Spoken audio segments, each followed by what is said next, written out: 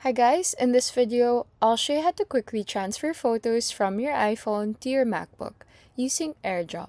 So first, make sure that Wi-Fi and Bluetooth are turned on your iPhone and your MacBook. AirDrop needs both of these enabled to work properly. Now, on your MacBook, open Finder. In the sidebar, click on AirDrop and make sure that your Mac is discoverable. Next, open the Photos app on your iPhone and select the photos that you want to transfer. Tap the Share button at the bottom left of your screen. Then tap AirDrop. Your MacBook should appear in the AirDrop list after a few seconds.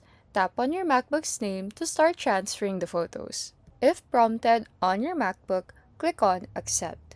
But usually, it will automatically accept if it's a device with the same Apple ID. The photos will usually save directly to your Downloads folder, and it will show it in Finder. If your MacBook doesn't appear in AirDrop, try moving the devices closer together and turning AirDrop off and back on. And that's how to quickly transfer photos from your iPhone to your MacBook via AirDrop. If this video helped you, feel free to like and subscribe for more quick tutorials.